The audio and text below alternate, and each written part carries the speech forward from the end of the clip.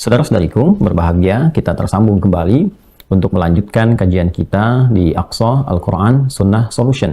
Di Kamis sudah memasuki malam Jumat pada penanggalan 11 Rabiul Awal 1444 Hijrah, bertepatan masih dengan 6 Oktober 2022 Masehi. Kita bermohon pada Allah Subhanahu wa taala semoga semua kita senantiasa mendapatkan kemuliaan di sisi Allah Subhanahu wa taala. Seluruh hamba-hamba Allah yang berkehidupan sampai detik ini namun belum beriman diberikan kekuatan, kemampuan untuk bersyahadat sehingga dapat kembali kepada fitrah terbaik menuju Allah Subhanahu wa taala. Semoga para pelaku maksiat di kesempatan ini diberikan hidayah oleh Allah Subhanahu wa taala agar mampu bertobat dan memperbaiki sisa hidup sehingga memiliki nilai terbaik mulia di hadapan Allah Subhanahu wa taala. Teman-teman sekalian, alhamdulillah sebelum memulai kajian, kita juga turut mengucapkan Dirgahayu TNI yang ke-77 yang telah berlangsung di hari kemarin 5 Oktober 2022 Masehi. Semoga TNI senantiasa diberikan oleh Allah Subhanahu wa taala kekuatan dan juga perlindungan terbaik khususnya dalam mengemban tugas yang tidak mudah dalam memberikan keamanan, ketentraman dan menjaga negara kesatuan Republik Indonesia. Kita juga berpartisipasi membersamai kebahagiaan itu dengan mengirimkan 25 prajurit dari Kodam 3 Siliwangi khususnya ke Tanah Suci. Mudah-mudahan dengan ibadah umrah yang ditunaikan menjadikan salah satu yang niat kita terbaik untuk membersamai kuatnya TNI dan bisa juga mengembarkan panji-panji kemuliaan di Jabal Uhud khususnya dalam program yang mungkin dilalui. Teman-teman semua yang terhubung saat ini, mohon izin kajian berlangsung online karena saat ini kami melihat musimnya butuh penyesuaian, butuh adaptasi, curah hujannya cukup tinggi di beberapa daerah. Kami tidak ingin menyulitkan pada jamaah sehingga mudah-mudahan walaupun kajian berlangsung online tapi tetap bisa dinikmati, disimak dengan baik dan semoga hujan yang Allah turunkan, Allah curahkan kepada kita memberikan keberkahan dan pelajaran-pelajaran besar untuk menata kembali lingkungan sekitaran kita dan memberikan kebahagiaan tersendiri untuk kita semua. Juga kami ingin menyapa teman-teman yang tersambung dari luar negeri khususnya. Saya melihat menyimak ada tim Enduro Wah Sport yang sudah sampai di Spanyol dan tentunya terhubung juga dengan Bapak Duta Besar Indonesia untuk Spanyol, Bapak yang terhormat Muhammad Najib. Kita doakan mudah-mudahan yang tersambung saat ini diberikan kesehatan, kekuatan, dan beliau termasuk yang juga aktif ya mengupdate situasi, bekerja dengan sangat luar biasa. Mudah-mudahan bisa mengharumkan nama Indonesia sekaligus memberikan informasi-informasi terbaik yang bermanfaat untuk kita semuanya. Selamat bertugas dan tim Wasport selamat, mudah-mudahan insya Allah bisa kembali ke Indonesia dengan selamat. Kita akan lanjutkan pembahasan kita kembali ke Quran surah ke-2 Al-Baqarah di ayat yang ke-25. Kita telah berikan dua pengantar pembahasan seputar ayat 25 di surah Al-Baqarah dan sekarang kita akan masuki pembahasan yang ketiga untuk melengkapi kajian-kajian yang berlangsung sebelumnya. A'udzubillahi minasyaitonirrajim. Bismillahirrahmanirrahim. وَبَشِّرِ الَّذِينَ آمَنُوا وَعَمِلُوا الصَّالِحَاتِ أَنَّ لَهُمْ جَنَّاتٍ تَجْرِي مِنْ تَحْتِهَا الْأَنْهَارُ كُلَّمَا رُزِقُوا مِنْهَا مِنْ ثَمَرَةٍ رِزْقًا قَالُوا هَذَا الَّذِي رُزِقْنَا مِنْ قَبْلُ وَأُتُوا بِهِ مُتَشَابِهًا وَلَهُمْ فِيهَا أَزْوَاجٌ مُطَهَّرَةٌ وَهُمْ فِيهَا خَالِدُونَ. Teman-teman sekalian, saudara-saudariku, di pertemuan yang lampau telah kita bahas bersama bahwa Allah Subhanahu wa taala membuka surah Al-Baqarah dengan menampilkan kemuliaan, keistimewaan Al-Quran sebagai pedoman berkehidupan. Dalam konteks manusia berkehidupan dan juga mengimani Al-Quran, terdapat 4 golongan manusia dalam berinteraksi secara sosial. Akan ditemukan kalangan bertakwa yang dijamin oleh Al-Quran langsung akan mendapatkan perlindungan, naungan, petunjuk dari Allah yang mampu mendekatkan kepada kebahagiaan dan kesuksesan dunia akhirat. Itu ada di ayat pertama sampai dengan ayat yang kelima. Jaminannya di ayat kelima, ulaika ala hudam mir rabbihim wa ulaika humul muflihun. Kemudian golongan kedua adalah golongan yang mengingkari Al-Quran sebagai pedoman berkehidupan. Sehingga dalam konteks berkehidupan cenderung menampilkan konsepsi sendiri, mengarahkan hidup sendiri dan tidak mengacu kepada ketentuan yang telah Allah tetapkan, khususnya dari firman Allah Subhanahu wa taala yang terangkum petunjuknya dalam Al-Quran. Maka ini yang dimaksudkan di ayat ke-6 dan ayat yang ke-7. Yang ketiga, ada orang yang mengaku muslim, namun ternyata perilakunya seakan mengingkari keislamannya, berperilaku mirip-mirip seperti golongan yang kedua. dia mengaku muslim, namun ternyata dia tidak menunaikan sholat. Dia mengaku muslim, dia belum mau berzakat, demikian seterusnya. Maka ini pun termasuk pada ayat ke-6 dan ke-7. Kemudian golongan yang keempat adalah golongan yang diisyaratkan, bahkan tegas disebutkan dalam Al-Quran, orang-orang yang memiliki penyakit dalam hatinya. Dia mengatakan dirinya beriman, dia memasukkan dirinya dalam golongan orang-orang Islam, namun ternyata karena penyakit ada dalam jiwanya, bahkan bukan sekedar mempraktekkan nilai keislaman itu dengan cara yang tidak sempurna, tidak baik, bahkan tega dalam saat yang bersamaan, menyoal keyakinannya sendiri, menyoal orang-orang yang dikatakan seiman dengannya, sehingga cenderung melahirkan persoalan dalam kehidupan. Itu yang disebut dengan orang-orang munafik. Di ayat yang ke-8 sampai dengan ayat ke-20. Telah kita tuntaskan berbagai ciri-cirinya, termasuk berbagai hal yang mengantarkan kepada penyakit dan perbuatan yang dimaksudkan. 4 golongan ini diinginkan oleh Allah Subhanahu wa Ta'ala seluruhnya kembali kepada kondisi yang baik, berada pada kondisi yang ideal seperti didapatkan oleh golongan yang pertama.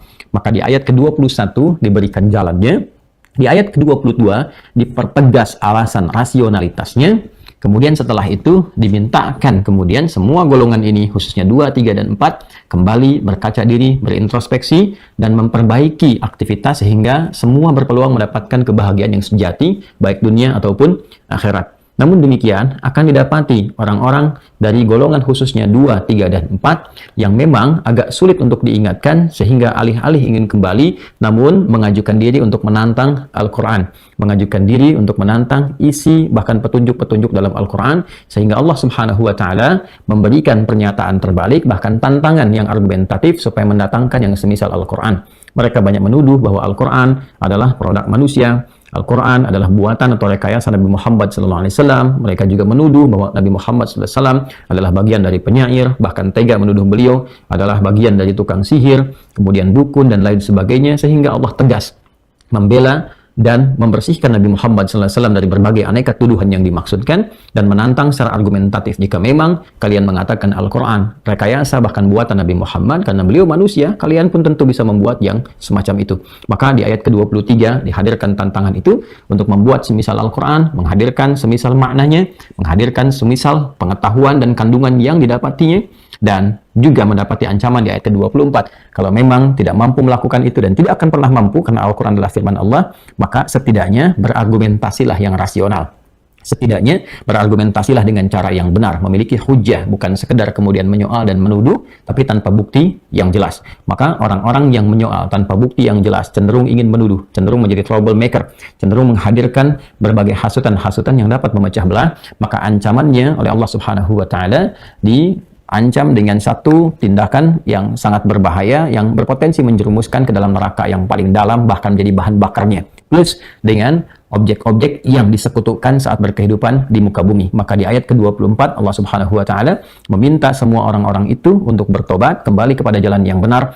Jika dipertahankan semua sikap itu, berpotensi memasukkan ke dalam ancaman yang nyata, bahkan di akhirat masuk dalam golongan yang paling, mohon maaf dengan kalimat ini, barangkali dahsyat mendapatkan hukuman neraka sehingga menjadi kerak atau bahan bakarnya. Disatukan dengan bebatuan, yang dimaksud hijarah bebatuan di ayat ke-24 adalah objek-objek atau benda-benda yang dipertuhankan atau disekutukan atau dianggap memiliki satu kekuatan yang setara dengan kekuatan Tuhan, yaitu Allah Subhanahu wa Ta'ala. Seperti yang pernah kita bahas di pertemuan yang lampau. Kemudian di ayat ke-25 berpindah topik, wawunya istinaf. Allah menyampaikan jika ada dengan keterangan 1-24 ini, ada hamba Allah yang mau bertobat, mau kembali, mau menata hidup dengan baik, membangun hubungan yang baik dengan Allah Subhanahu wa Ta'ala, membangun hubungan yang mulia dengan sesama makhluk, maka Allah memberikan apresiasi, bahkan memerintahkan kepada Nabi Muhammad SAW untuk memviralkan apresiasi ini dan menyampaikan berita gembira kepada semua hamba-hamba Allah. Wabashshiril ladzina amanu wa 'amilus shalihat. Muhammad SAW berikan kabar gembira kepada semua kalangan tanpa kecuali. Seperti pernah kita bahas, alladzina menunjuk kepada semua, kata sambung atau konjungsi yang menunjuk kepada semua kalangan, ya, tanpa sekat, tanpa adanya perbedaan-perbedaan status, semua tanpa kecuali. Disebutkan 1080 kali dalam Al-Quran, mencakup laki-laki, perempuan, tua, muda, besar, kecil. Jadi untuk masuk surga itu Allah membuka bagi siapapun, bagi semua hambanya, ya, yang siapa yang mau memenuhi aturan Allah Subhanahu wa Ta'ala. Tentu syarat ketentuan berlaku. ya, diberikan ketentuannya, diberikan syaratnya, sehingga menampakkan sifat keadilan Allah Subhanahu wa Ta'ala. Kalau semua dibuka tanpa adanya aturan, justru ini menghadirkan sesuatu yang tidak biasa dan cenderung menuju kepada kekacauan dan jauh dari sifat-sifat keadilan. Maka ada dua kualifikasi yang Allah kemudian tanamkan, kemudian dihadirkan sebagai dua dasar pokok yang menjadikan syarat seseorang bisa mendapatkan kabar gembira dari Allah Subhanahu wa Ta'ala yang disampaikan melalui Rasulullah sallallahu alaihi wasallam. Apa dua hal ini? Wabasyiril ladzina amanu, yaitu satu, iman. Jadi kunci mendapatkan kebahagiaan yang bersumber dari Allah Subhanahu wa Ta'ala dan puncaknya kebahagiaan akhirat adalah iman. Jadi seseorang yang beriman itu seperti pernah kita bahas di pertemuan yang lalu, ya, iman mengantarkan kepada kebahagiaan, ketenangan, kebaikan, kemuliaan yang kemarin kita akumulasikan semua nama ini dalam bentuk salam. Wassalamun alaihi yawma wulida wa yawma yamutu wa yawma yub'atsu hayya. Demikian ditegaskan di Quran surah ke-19 Maryam di ayat 15 yang pernah kita bahas di pertemuan lalu, yang ditujukan oleh Allah sebagai jaminan kepada Nabi Yahya alaihissalam sebagai contoh kepada seluruh hamba-hamba Allah Subhanahu wa Ta'ala. Salam adalah akumulasi semua kenyamanan tadi. Frame-nya disebut dengan Islam, ya. Kemudian ajarannya disebut dengan silmi. Orangnya disebut dengan muslim. Jadi ketika kita disebut muslim itu, dalam saat yang bersamaan, kita diminta oleh Allah Subhanahu wa Ta'ala untuk memaksimalkan, mengoptimalkan kemampuan kita, mengimplementasikan semua ajaran yang ada dalam Islam, dalam frame-nya. Frame itu disebut dengan din namanya. Kama tadinu tudan, seperti engkau masuk ke situ, demikian engkau akan dibalas. Kalau dipraktekkan, engkau akan diapresiasi. Maka disebutkan di Quran surah ketiga ayat 19, Inna dina indallahil Islam. Itu namanya. Ajarannya nanti disebut dengan silmi. Orang-orang yang telah beriman maka diminta mempraktekkan ajaran dalam Islam yang bernama silmi tadi secara menyeluruh, ya, sesuai dengan batas kemampuannya. Itu yang dimaksud di Quran surah kedua Al-Baqarah di ayat 208. Ya ayyuhalladzina amanu udkhulu fis silmi kaffah. Ya ayyuhalladzina amanu udkhulu fis silmi kaffah. Hai semua yang telah menyatakan beriman kepada Allah, yakin tanpa ragu, ya, untuk mendapatkan keamanan, ketentraman dunia dan akhirat itu, maka praktekkan semua tuntunan dalam Islam itu secara menyeluruh, secara total, jangan setengah-setengah, dari ujung kepala sampai dengan ujung kaki. Lisannya berislam, telinganya berislam, ya, kemudian pandangannya berislam, tangannya berislam, sampai kakinya berislam. Ya, tunduk patuh pada ketentuan Allah. Orang yang tunduk patuh pada ketentuan disebut orangnya dengan nama muslim. Jadi sebagai muslim harusnya kita lebih mendapatkan ketenangan, kenyamanan, kedamaian, ketentraman, dan jaminan kebahagiaan sampai dengan akhirat. Ya, namun kalau belum didapati, coba dicek. Penyebabnya barangkali belum adanya kemampuan maksimal dan kesungguhan kita semua untuk menunaikan tuntunan Islam secara benar, secara total sesuai dengan kemampuan kita. Bukankah orang-orang dahulu ketika berislam menjadi lebih baik? Hidupnya lebih tenang, lebih nyaman, bahkan tidak gelisah dengan ancaman-ancaman dunia yang orang sebut sekarang dengan kekurangan, dengan krisis dari harta benda, ya, dan lain sebagainya. Orang dulu cenderung lebih tenang, lebih nyaman. Hal-hal yang didapatkan diiringi dengan sifat qanaah. Masya Allah, makan garam pun dengan nasi terasa enak. Ya, ada yang bahkan dengan gandum, ada yang bahkan dengan singkong, ada yang hidupnya sederhana tapi tenang, damai, nyaman karena mengerti dan merasa serta memahami bahwa di dunia ini hanya sementara. Dia pasti akan berpulang, dia akan kembali kepada Allah. Kebahagiaan sejati adalah kebahagiaan yang didapati kala berjumpa dengan Rabbul Alamin. Itu poinnya. Nah, kemudian iman yang telah didapati itu kalau meresap kepada jiwa, wabasyiril ladzina amanu, akan mendorong pemiliknya untuk mengkreasikan setiap perilakunya menjadi perbuatan yang mulia. Perbuatan mulia yang baik yang didorong dari keimanan itu yang disebut dengan amal soleh namanya.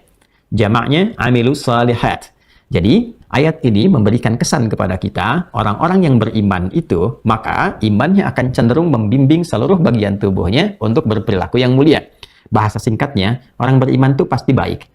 Karena itu kalau ada orang beriman yang melakukan tindakan yang kurang baik, maka ini memberi kesan tingkat rendahnya iman. Keimanannya sedang berada dalam taraf yang rendah. Karena cukup menjadi orang beriman, pasti baik. Dari ujung kepala sampai ujung kaki. Karena itulah nanti kita akan temukan dalam Al-Quran kalimat-kalimat iman disertai dengan pekerjaan-pekerjaan atau aktivitas yang didesain untuk melatih keadaan tubuh kita sehingga dengan latihan ini terbiasa mengerjakan kebaikan yang disupport oleh imannya. Nanti ada ayat-ayat iman bersanding dengan penglihatan, ayat iman bersanding dengan pendengaran, ayat iman bersanding dengan tutur kata yang mulia sampai ke ujung kaki. Bila latihan ini dikerjakan, maka akan menjadi kebiasaan. Dari kebiasaan inilah terbentuk aktivitas yang biasa dalam konteks amal soleh, karena disupport dengan latihan dari nilai-nilai keimanan yang telah ia miliki. Orang yang konsisten beriman dan konsisten berlatih, mengaktifkan sinyal imannya untuk membimbing seluruh bagian tubuhnya berperilaku baik, apapun profesinya. Anda bisa menjadi seorang pejabat dengan segala turunan dan sifatnya. Anda bisa menjadi diplomat, Anda bisa menjadi birokrat, Anda bisa menjadi pebisnis, Anda bisa menjadi guru, dosen, ilmuwan, insinyur, ya, di TNI, di Polri misalnya, dan sebagainya. Silahkan, termasuk menjadi rakyat biasa pun, jadi petani, silahkan. Tapi, semua kegiatan itu sepanjang disupport oleh iman, dan tampil perilaku saleh, amal soleh dari perbuatan kita itu, dari semua sifat yang tadi disebutkan, maka Allah Subhanahu wa Ta'ala akan berkenan memberikan jaminan ketenangan saat di dunia, pengantar pada kesuksesan yang sejati dan kebahagiaan saat kembali ke akhirat. Nah, pertanyaannya, apa yang disiapkan dan dianugerahkan oleh Allah kepada golongan-golongan dimaksud? Maka ini yang akan kita lanjutkan dari pertemuan yang sebelumnya. Wabasyiril ladzina amanu wa amilus salihati. Ya Muhammad sallallahu alaihi wasallam, viralkan, berikan kabar gembira. Diperintahkan Rasulullah sallallahu alaihi wasallam memberikan kabar gembira kepada siapa?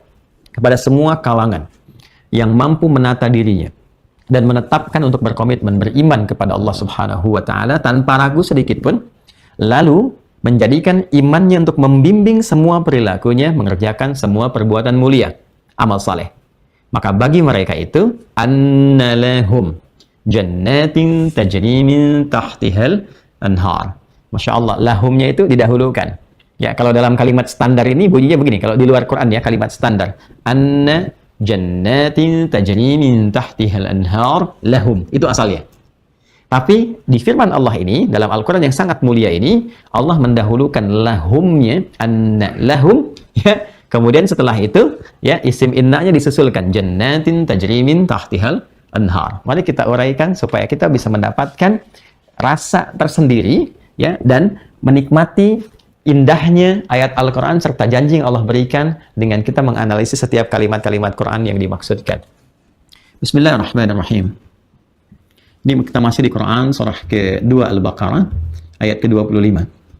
Wabasyiril ladzina amanu wa amilus salihati. Ini saya berikan titik 3 untuk menunjuk pada ayat yang barusan saya bacakan dan telah kita bahas di pertemuan yang lalu. Annalahum, kita teruskan, ya. Jannatin tajri min tahtihal anhar. Baik. Annalahum jannatin tajri min tahtihal anhar. Baik. Kita akan fokus baik-baik sejenak untuk bisa merenungi. Anna, pernah kita sampaikan, harfun nasab wa taukid. Huruf nasab, kalau kita belajar gramatikal nahu standar, nasab itu menjadikan harakat kalimat setelah anna itu memiliki harakat fathah kalau mufrad atau kasrah kalau dia jama' pada umumnya, ya kan? Dari segi harakat. Namun dari segi makna, nasab juga mengandung arti sesuatu yang ditancapkan kuat tanpa goyah. Ini pernah saya sampaikan. Jadi kalau ada di bahasa Arab mengatakan nasab rajulu asahu fil ardi, seorang menancapkan tongkatnya di bumi dengan kuat begini tanpa goyah, itu nasab namanya. Nah, saat yang bersamaan dia berfungsi taukid untuk menguatkan satu informasi yang disampaikan. Seakan memberi kesan begini, kalau ada informasi di dalam Al-Quran dibuka dengan kata anna atau inna, maka informasi yang diutarakan ini diberikan kesan kepada kita agar ditancapkan dalam hati kita dengan kuat. Jangan goyah. Ya, kemudian ditekankan isinya oleh Al-Quran. Seakan kalau dalam bahasa bebasnya begini, aku tegaskan ya, kata Allah, tancapkan ini dalam hatimu yang paling dalam, jangan goyah. Okay? Ini yang dimaksud harfun nasbin wa taukidin tansibul isma wa tarfa'ul khabara mabniyun 'ala al-fathi la mahalla lahu min al-i'rabi. Ini kemudian isimnya, ya, menasabkan isimnya di sini yang ini. Nah, yang tadi saya katakan. Jadi kalau kita belajar nahwu yang standar misalnya yang biasa, asal kalimatnya begini. Anna jannatin. Ini isim innanya. Ya. Kalau di sini anna berarti isim annanya, gini. Ya. Ini yang berharakat kasrah karena jama'. Bentuk tunggalnya begini, jannah.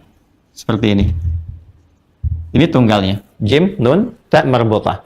Kalau bentuk tunggal berarti nanti harakatnya fathah. Anna jannatan, begini kan? Nah, tapi karena ini bentuknya jama', harakatnya kasrah. Seperti ini. Jannatin. Dan nanti tidak setiap jamak ya. Nanti ada jamak taksir, ada jamak muannats salim. Itu berbeda. Nanti jamak taksir bisa kembali kepada fathah. Nanti di kajian nahwu yang terpisah ya, suatu saat mungkin kita bisa belajar.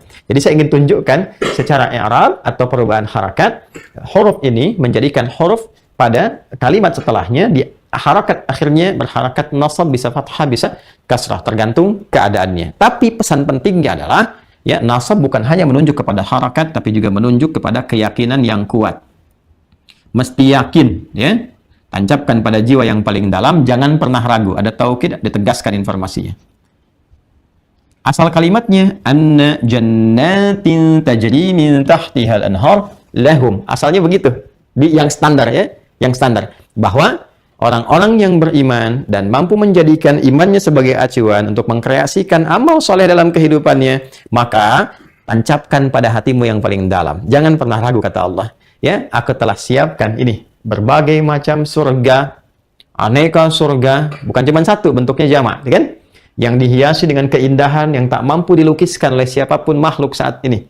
Ya, di antaranya di sini digambarkan ya, yang mengalir sungai, aneka ragam sungai-sungai yang indah di bawahnya, di sekitarannya.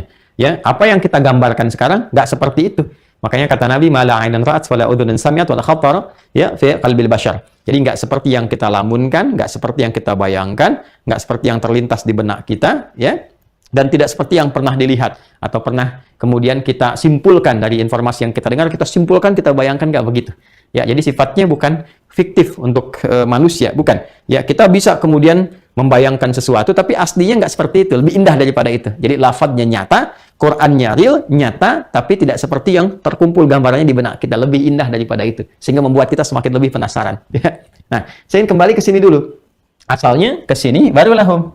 Tapi yang paling menarik, saking tingginya apresiasi Allah Subhanahu wa Ta'ala kepada hamba-hambanya yang mau berubah dan mengikuti petunjuk dalam berkehidupan yang Allah telah turunkan melalui Rasulullah SAW. Singkatnya, orang-orang yang ingin menjadi baik itu diapresiasi tinggi oleh Allah Subhanahu wa Ta'ala. Orang-orang yang ingin menjadi baik dalam pandangan Allah, lengkap itu ya. Orang-orang yang ingin menjadi baik dalam pandangan Allah. Baik dalam pandangan Allah itu singkatnya disebut dengan saleh. Di sini muncul orang saleh, kan? Orang saleh, bahkan orang tua kecenderungan dari sejak ibunda itu mengandung, maka bermohon kepada Allah anaknya menjadi anak yang saleh. Itu sudah fitrah di setiap lisan manusia. Di antaranya ditemukan di Quran surah ke-7 Al-A'raf di ayat 189. Ya, falamma taghasyaha hamalat hamlan khafifa famarrat bih. Lihat ujung ayatnya. Ya, falamma athqalat da'awallaha rabbahuma la in ataitana salihah lanakunanna minasyakirin. Lihat ujung ayatnya. Ya, nah ketika kandungan semakin besar, semakin berat menjelang fase persalinan, maka umumnya kedua calon orang tua itu, ayah dan bunda, itu memperbanyak doa dan berharap mohon kepada Allah supaya anaknya menjadi saleh. Ya Allah, sekiranya anak ini lahir menjadi saleh, kami akan sangat bersyukur kepadamu. Ya, itu diantara turunan kata saleh yang terdapat dalam Al-Quran. Baik dalam pandangan kan Allah. Nah, orang-orang yang ingin menjadi baik menurut Allah, mengikuti ketentuan Allah Subhanahu wa Ta'ala, maka diapresiasi tinggi di dalam Al-Quran. Saya ulangi, maka diapresiasi tinggi di dalam Al-Quran. Saking tingginya apresiasi itu, mereka disebutkan dulu sebelum surganya. Seakan-akan Allah ingin menegaskan, hey, yang penting itu perubahan hambanya. Yang dinilai itu perubahan hambanya, bukan surganya. Ya, surga itu menjadi hak mereka ketika mereka menjadi orang baik. Surga itu hak kita, sepandang kita mampu menjadi orang yang baik, itu hak kita. Jadi untuk mendapatkan hak itu, yang paling penting itu kitanya, mau jadi baik apa enggak. Karena itu saking tingginya nilai kebaikan di hadapan Allah Subhanahu wa Ta'ala, itu orang-orang baiknya didahulukan oleh Allah dibandingkan dengan surganya. Surga ini tak akan pernah punya nilai kalau kitanya tidak menjadi baik. Karena itulah kemudian ayatnya berbunyi, perhatikan kalimatnya, anna lahum, didahulukan. Bahwa hak mereka, lamnya itu menunjukkan hak. Ya, hak ini. Saya untuk memudahkan ya, untuk memudahkan lam banyak nanti ada mulkiyah misalnya, itu kan banyak sekali lam lil ghayah, itu kan, dan seterusnya. Ya, kita lebih fokuskan ke sini untuk lebih memudahkan saja. Anna lahum, ya aku tegaskan, lahum terjemahan paling enak untuk bisa dipahami bahwa akan menjadi hak mereka. Merekanya siapa? Humnya. Kembali ke awal ke sini yang telah kita sebutkan di awal. Alladzina amanu wa amilus salihat. Ya. Tuh. Kalau kita kembalikan ke mushafnya begini ya.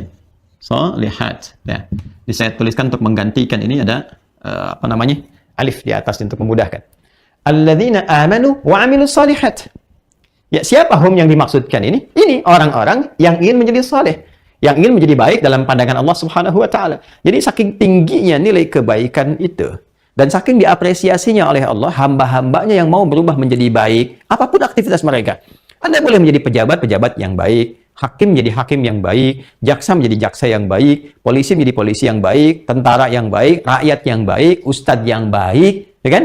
Ya, apalagi insinyur yang baik, pekerja yang baik, semua. Ya, silahkan. Semua menjadi baik, menjadi saleh yang dimaksudkan sesuai dengan ketentuan Allah. Diminta jujur, jujur. Diminta sabar, sabar. Diminta sholat, sholat. Nah, sikap yang membentuk kebaikan itu, yang ditunjukkan lewat perilaku kita, dalam bentuk kesolehan itu, nilainya tinggi di hadapan Allah. Saking tingginya, keragaman surga disebutkan oleh Allah menjadi hak untuk mereka. Ini poinnya. Jadi berbahagialah orang-orang yang merubah jalan hidupnya dan memutuskan untuk beralih menjadi lebih baik dalam pandangan Allah, maka pada saat yang bersamaan dia sedang mendapatkan dan menempatkan diri pada status yang tinggi di hadapan Allah Subhanahu wa taala. Saking tingginya, surga itu urutannya nomor 2. Yang pertamanya adalah perubahan yang mereka putuskan untuk menjadi hamba Allah yang saleh. Jelas ya? Nah, jadi ini yang sering sekarang disebutkan dengan istilah hijrah, gitu kan? Ya, hijrah itu kan kalau kita lihat di hadis, khususnya kalau kita turunkan di Kitabul Iman, ya. Jadi topik yang kedua di Sahih Al-Bukhari. Kan ada 97 topik ya. Dari 97 topik ini, di topik yang kedua Kitabul Iman ada hadis yang juga menunjukkan atau mengisyaratkan kepada kita tentang hijrah. Esensi hijrah itu kata Nabi bukan berpindah tempat. Esensi hijrah bukan pindah kelompok, masuk kelompok A dari kelompok B atau pindah tempat A ke pindah B. Tidak. Tapi esensi hijrah itu adalah berhijrah dengan cara meninggalkan yang Allah tidak senangi kepada yang Allah ridhai. Jadi merubah perilaku kita menjadi lebih baik, itulah inti hijrah. Ya. Berubah menjadi lebih baik. Meninggalkan perbuatan-perbuatan yang tidak Allah senangi. Dimulai dari ujung kepala sampai ujung kaki. Apa yang Allah senangi di mata kita, maka itu konsisten kita latih. Apa yang Allah senangi dari pendengaran kita, itu yang konsisten kemudian kita kerjakan. Ya, dari lisan sampai ke ujung kaki. Jaga itu, itulah hijrah yang sesungguhnya. Ya, itulah hijrah yang sesungguhnya. Kalau sulit dilakukan di satu tempat karena tekanannya tinggi, silahkan cari peluang di tempat lain. Ya, kalau sulit dikerjakan di satu tempat pekerjaan, susah sholat, dicegah, bahkan kesulitannya tidak wajar, diancam ini dan itu, hei, banyak peluang di tempat lain. Rezeki itu milik Allah, bumi Allah begitu luas. Apakah tidak ada tempat lain untuk kita kembali kepada Allah untuk mendapatkan kemuliaan? Rezeki sudah diatur. Tapi surga kita, ya, awas hati-hati. Itu kembali juga pada ikhtiar kita untuk mendapatinya. Demi mengikuti takdir Allah Subhanahu wa ta'ala. Jelas ya? Oke, jadi ini yang ingin saya katakan. Jadi kalimat annalahum harus mampu memotivasi kita untuk menjadi lebih baik. Kalimat annalahum harus mampu memotivasi kita untuk menjadi lebih saleh. Di sini kita katakan, hey, Allah saja mengapresiasi kita. Allah saja mengapresiasi kita. Maka kenapa kita tidak memotivasi diri untuk menjadi yang lebih baik sesuai dengan panggilan dan jaminan Allah itu? Itu poinnya. Paham ya? Baik. Orang-orang yang mampu merubah diri sehingga memutuskan menjadi lebih baik apapun yang ia kerjakan dalam hidupnya. Dan ingat ya, yang sering saya katakan, Anda tidak akan pernah dihisab dengan ukuran-ukuran dunia.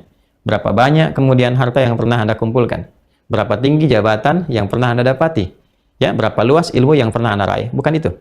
Yang akan ditanya oleh Allah adalah berapa banyak amal soleh yang mampu Anda kreasikan dari semua titipan yang Allah titipkan kepada Anda itu. Anda kalau punya jabatan, berapa banyak keputusan, ya, dan kebijakan yang pernah Anda lahirkan, yang berbentuk kemaslahatan, amal soleh, dari titipan itu, sampai kemudian Anda purna bakti. Kalau Anda memiliki ilmu, berapa banyak amal soleh yang bisa Anda kreasikan dari ilmu yang Allah titipkan itu. Demikian juga dengan harta. Jadi dihisabnya, ya, bukan berapa banyak harta yang dikumpulkan, tapi berapa banyak amal soleh yang mampu dikreasikan. Nah, dari situ, dari amal soleh yang mampu kita kumpulkan itu, saya tuliskan di sini amal soleh, ya kan? Maka akan berbanding lurus, persamaannya begini. Dari sekian banyak amal soleh yang mampu kita kreasikan, ingat ya, amal menjadi soleh karena adanya iman. Jadi mustahil satu amal disebut soleh tanpa iman, itu mustahil. Sekalipun pekerjaan atau amal itu dinilai baik, ingat ya, tapi kalau tidak, sekali lagi, kalau tidak diawali dengan iman, maka namanya tidak disebut dengan soleh, tetap amal saja. Ingat ya, namanya tidak disebut dengan soleh, tetap amal saja. Sebaik apapun itu dikerjakan. Kalau tanpa iman, ya, misal membantu, berdonasi, kemudian bangun jembatan misalnya, atau memberikan bantuan, santunan dan sebagainya, tapi dilakukan itu tanpa dasar iman, maka perbuatannya hanya disebut dengan amal saja. Ini yang dimaksud Quran surah ke-25 nanti ya, Quran surah Al-Furqan ayat 23. Wa qadimna ila ma amilu min amalin, solehnya nggak ada. Faja'alnahu haba'an manthura. Maka jika ada orang berbuat baik untuk dunianya saja dan tidak diniatkan dengan imannya sehingga mampu mendapatkan apresiasi akhiratnya, maka dia akan dibalas dengan kadar dunia saja. Ya karena untuk dunia dibalas dunia, di akhirat menjadi tidak bermakna seperti debu yang berterbangan. Nah, orang-orang yang mampu mengkreasikan banyak amal soleh, maka akan dibalas oleh Allah Subhanahu wa taala semua amal soleh ini dengan balasan terindah, khususnya saat dia berpulang ke akhirat. Bentuk balasannya apa? Ya, nanti kita akan lanjutkan setelah menunaikan sholat Isya berjamaah. Sekarang waktunya Isya, tiba waktu Isya, waktu Indonesia bagian Barat, khususnya dari Bekasi, WIB, waktu Indonesia bagian Bekasi. Kita jeda sejenak untuk menunaikan sholat Isya berjamaah, setelah itu kita lanjutkan kembali. Mohon berkenan untuk melanjutkan setelah Isya. Semoga Allah merahmati kita semua. Subhanakallahumma bihamdika asyhadu an la ilaha illa anta astaghfiruka wa atubu ilaik. Assalamualaikum warahmatullahi wabarakatuh. Alhamdulillah, kita telah menunaikan sholat Isya berjamaah beserta amalan sunnahnya. Semoga yang telah kita tunaikan, baik itu sholat Isya di waktu Indonesia bagian Barat khususnya, ataupun sholat-sholat lain yang ditunaikan di belahan wilayah atau bahkan dunia pada umumnya, karena tersambung di kajian ini juga selain dari Indonesia yang berbeda wilayah antara Barat, Tengah, dan Timur, pun demikian juga dari luar negeri. Semoga seluruh sholat dan ibadah yang kita tunaikan diterima oleh Allah Subhanahu wa Ta'ala. Baik, kita akan melanjutkan kembali kajian kita masih di pembahasan surah kedua Al-Baqarah di ayat ke-25. Bismillahirrahmanirrahim.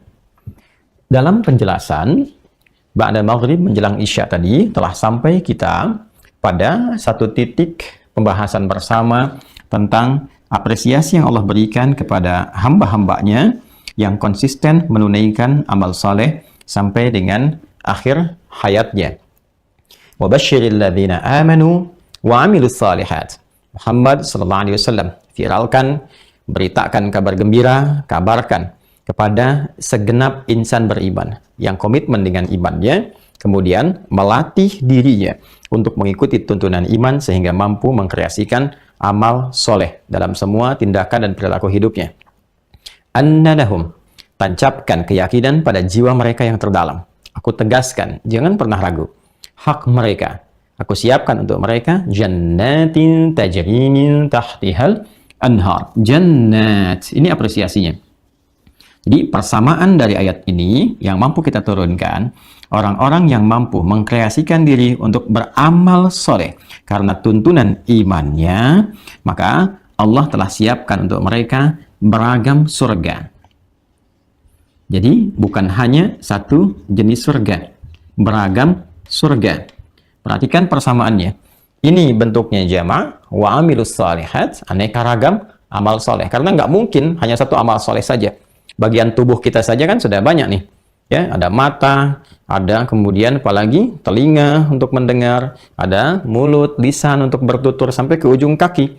Lalu ini dikreasikan. Ada amal soleh secara mandiri, mata memandang bisa berpotensi beramal soleh, lisan bertutur bisa berpotensi beramal soleh, sampai ujung kaki, kaki pun melangkah bisa berpotensi beramal soleh. Ada amal soleh yang dihasilkan dari gabungan semua kesatuan yang ada di tubuh kita ini. Seperti barusan kita sholat, kan itu bagian dari amal soleh. Ya, amal soleh pertama yang disebutkan dalam Al-Quran setelah kata iman itu sholat. Di Al-Baqarah ayat 3, alladzina yu'minuna bil ghaibi wa yuqimunas shalah. Implementasi iman pertama kepada Allah yang gaib walaupun belum tampak dalam pandangan kita pada saat ini, lalu kita wujudkan keimanan itu, implementasikan dalam bentuk penghambaan kepada Allah lewat sholat. Ibadah pertamanya. Sholat itu kan gabungan keseluruhan dari bagian tubuh kita. Ya, dari mulai bertakbir, tangannya bergerak, lisannya bertutur, pikirannya terfokus, kemudian nanti sampai dengan sujud, sampai dengan salam. Itu gabungan keseluruhannya amal saleh. Nah, jadi banyak sekali keragaman amal saleh ini bisa dalam bentuk ibadah ritual misalnya. Ya, seperti sholat. Ya, apalagi misalnya interaksi dengan Al-Quran. Nanti ada turunannya zakat, kan? Kemudian nanti ada puasa, haji, umrah, yang pokok itu kan di rukun Islam yang 5. Kemudian juga nanti ada ibadah-ibadah yang sifatnya sosial. Ya, sosial di sini. Biasanya lebih kepada amal-amal yang sekarang diistilahkan dengan amal kemanusiaan gitu kan. Tapi kalau diniatkan karena imannya untuk beribadah kepada Allah menjadi amal saleh juga. Ya, jadi semua perbuatan kita itu tidak akan luput dari peluang amal saleh. Karena itu Nabi berpesan, setiap peluang, ada peluang kebaikan yang akan kita kerjakan, ya, yang kita nilai, memiliki nilai kebaikan, itu niatkan karena Allah. Hadisnya berbunyi, atau kama qala Rasulullah sallallahu alaihi wasallam, kullu amrin dzibalin la yubda'u fihi bismillahirrahmanirrahim fahuwa abtar. Setiap perbuatan baik, ya kan? Perbuatan yang berpeluang melahirkan kebaikan, lalu tidak disertai dengan nama Allah, bismillahirrahmanirrahim. Maksudnya, meniatkan perbuatan ini untuk mendapatkan ridha Allah, sehingga menjadi ibadah. Ya, kalau nggak dilakukan itu, fahuwa abtar, maka terputus peluang amal solehnya, terputus peluang pahalanya, terputus apresiasi akhiratnya. Artinya, semua perbuatan itu sepanjang baik bisa berpeluang menjadi amal soleh. Even itu baru berpakaian, even itu kemudian bahkan bekerja, bahkan urusan masuk toilet kalau diikuti tuntunannya, ya, masuk kiri ada doanya, keluar kanan ada doanya, kita ikuti sebagai tuntunan dalam ibadah, itu menjadi amal soleh. Maka semua keragaman amal soleh ini, baik itu amalan ritual, ya, secara individual ataupun amalan sosial, ya, itu bisa berpeluang menjadi amal saleh. Di sini ada misalnya ada infak gitu kan. Ya, ada sikap saling membantu, nah. Baik. Ya, ada turunan-turunan lainnya. Apapun itu yang kiranya bisa menghadirkan nilai-nilai positif dalam berkehidupan. Dan apapun itu yang dikerjakan sesuai dengan passionnya masing-masing. Punya ilmu membantu orang, punya harta, punya kedudukan dan sebagainya, itu bisa berpeluang menjadi amal saleh. Jadi keragaman amal soleh ini apresiasinya tinggi di sisi Allah, saking tingginya disiapkan keragaman surga sebagai, ya, hak yang bisa diraihnya. Surganya pun beragam, jadi bukan cuma satu surga saja. Allah menyiapkan keragaman surga, dan menariknya persamaan keragaman surga ini dalam bentuk jama', jannatin ini, ya, dalam bentuk jama', ini persamaannya selaras dengan amal soleh yang telah kita kreasikan di muka bumi. Seakan-akan ada isyarat bahwa pintu-pintu surga yang beragam ini akan berkesesuaian dengan amal soleh yang kita kerjakan secara konsisten sejak kita berkehidupan di bumi. Amal solehnya apa? Surganya apa? Ya, dan amal ini akan sesuai dengan surga yang kita raih. Nah, dari mana kemudian kita dapatkan isyarat semacam ini? Ya, kita tidak boleh berspekulasi. Kita kembalikan ke hadis Nabi Muhammad SAW. Tapi sebelum kita ke hadis, kita akan turunkan dulu, ya, tafsir dari ayat Quran yang lainnya. Jadi Quran ayatnya ditafsir dengan ayat yang lain. Kita pindah ke surah Az-Zumar misalnya, Quran surah 39 ayat 73. Wasiqal ladzina taqaw rabbahum ilal jannati zumara. Nah, perhatikan, ya, ada berita gembira untuk nanti rombongan orang-orang yang mengoptimalkan amal soleh dalam kehidupannya, serombongan tuh, ya, Masya Allah, yang diarahkan ke surga. Yang diarahkan ke surga. Wah, kita tidak usah menjadi panitia surga. Sudah ada panitianya sendiri. Ya, sudah ada malaikat-malaikat yang ditugasinya nanti. Jangan menghukumi, jangan menyimpulkan berbagai hal. Cukup ikuti tuntunan amal soleh itu. Nanti di akhirat sudah ada semua yang bertugas. Allah perintahkan, arahkan nih, rombongan-rombongan nih. Ya, ahlul haqqi wal khair. Orang-orang yang konsisten dengan kebenaran dan kebaikan. Siapa mereka? Alladzina taqaw, orang-orang takwa. Takwa itu adalah diksi, kata yang ditampilkan sebagai akumulasi dari iman dan amal soleh.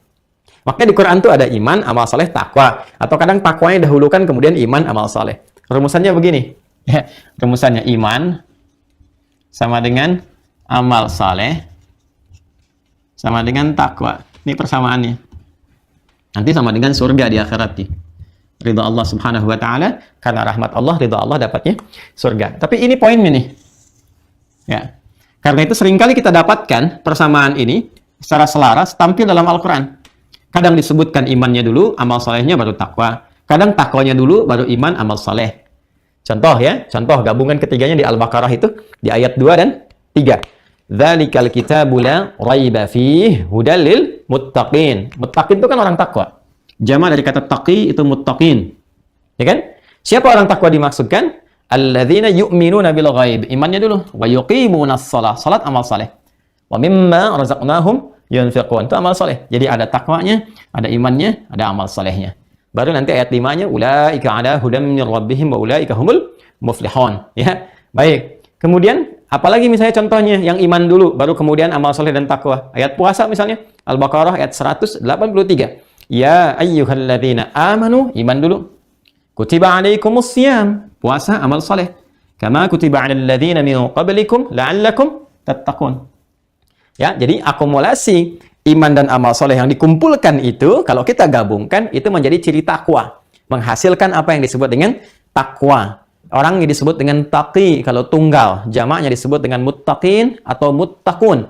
Karena itu seringkali kita dapatkan, ya, apresiasi berupa surga itu disediakan untuk orang takwa. Ya, innal muttaqina, ya kan, fi jannati wa uyun. Atau innalil muttaqina mafaza. Innal muttaqina ya fi jannati wa uyun itu di surah Adz-Dzariyat, ya, atau fi jannati wa na'im di surah At-Tur misalnya, ya. Innalil muttaqina mafaza di surah An-Naba misalnya, ya. Tapi selalu dibuka dengan penegasan. Sungguh tancapkan pada jiwamu, jangan sampai ragu, jangan goyah jika engkau menjadi pribadi yang bertakwa. Untuk orang takwa itu dia mendapatkan hak meraih surga. Ya kan? Ya, dia akan beruntung, dia akan bahagia, dan ya kata-kata lainnya yang menjadi jaminan kemuliaan yang diberikan oleh Allah Subhanahu wa taala secara langsung. Kembali ke Az-Zumar di ayat 73. Wasiqal ladzina taqaw rabbahum ilal jannati zumara, ya. Dan ada orang-orang yang diperintahkan untuk diarahkan, ya. Siapa orang-orang itu? Adalah orang-orang yang takwa terhadap Allah Subhanahu wa taala, yang cirinya dia beriman dan beramal saleh. Ya, ilal jannati zumara, nanti serombongan, diarahkan rombongan ke arah surga. Hatta idza ja'uha wa futihat abwabuha. Sampai ketika mereka tiba di pintu surga itu dan dibukakan pintu-pintunya. Ya, sampai ketika mereka tiba, ya, di depan surga itu dibukakan pintu-pintunya, abwabuha. Wa futihat abwabuha. Bentuknya jamak. Baik, abwab itu jamak dari kata bab. Bab, pintu. Abwab, pintu-pintu. Jadi pintu-pintunya beragam, ada banyak, bukan cuma satu. Ya, apa korelasinya dengan Al-Baqarah di ayat ke-25? Surganya disebutkan bentuknya jamak. Jadi surga itu bukan hanya satu, tapi jamak. Ya, dan jamaknya ini ternyata bersandar kepada ragam amal saleh yang pernah dikerjakan di muka bumi. Dan saat masuk ke aneka ragam surga ini dibukakan kemudian pintu-pintunya jamak bentuknya. Tuh. Ada berapa pintu-pintu surga itu? Apa saja? Dan bagaimana peluang ketika memasukinya? Bisa didapati. Apa jenis nama-namanya? Nah, ini yang coba kita akan turunkan bagian dari pembahasannya. Untuk mengetahui itu, kita harus bertanya dan mencari sumbernya yang tersambung pada keterangan Rasulullah SAW. Karena perkara surga, ya, itu termasuk bagian dari perkara gaib.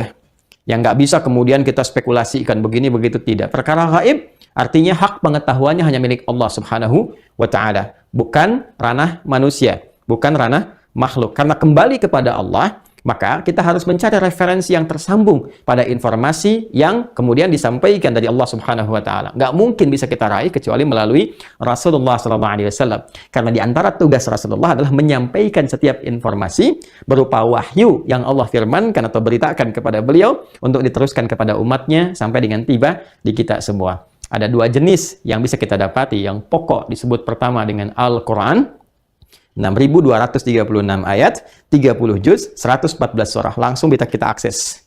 Ya, kita baca, kita pelajari sesuai dengan petunjuk Nabi Muhammad SAW. Lalu penjelasan dari Al-Quran itu, baik berupa keterangan-keterangan, sifat, sikap, perilaku, serta implementasi langsung yang dicontohkan Nabi SAW, ditemukan dalam hadis atau diistilahkan dengan sunnah Rasulullah SAW. Ya kan? Jika jadi tuntunan dalam berkehidupan, dipraktikkan menjadi sunnah. Kita tiru, kita lakukan. Semua yang dilekatkan kepada Nabi Muhammad SAW dari perkataan, perbuatan, sifat, sikap beliau disebut dengan hadis. Baik, maka kita cek. Tadi dalam Quran sudah, sekarang kita cek dalam hadis supaya ada variasinya. Baik, kita urutkan dari yang paling urutan terkuat. Ya kan? Ada urutannya kan maratibus sihah itu, urutan dari yang sahih itu ada Al-Bukhari, Muslim. Kemudian Al-Bukhari, kemudian Muslim, baru ke bawahnya. Yang sesuai dengan syarat Al-Bukhari, Muslim, sesuai dengan syarat Al-Bukhari, sesuai dengan syarat Muslim, baru kemudian ke bawahnya. Nah, kita ambil salah satu yang terkuat, misalnya riwayat Imam Al-Bukhari. Al-Bukhari. Dicek juga ya, teman-teman yang punya kitabnya silahkan dicek, sehingga nanti kalau ada yang kurang tepat kita bisa luruskan. Ya, jangan malu untuk meluruskan. Kalau memang salah, perbaiki. Gitu kan? Kalau benar, ya kita konsisten ikuti kebenarannya. Kalau ada yang beda pendapat, kita hargai perbedaan pendapat itu, tanpa harus saling menjatuhkan atau bergeser dari substansi persoalannya. Di Al-Bukhari, nomor hadis 3257. Rawinya Sa'ad, Sahal dulu, Sahal bin Sa'ad As-Sa'idi. Ya, ini rawinya, periwayat hadisnya. Sudah? Nomor hadis 3257. Baik ya? Baik, pelan-pelan. Yuk kita turunkan ke sini supaya kita lebih bersambung.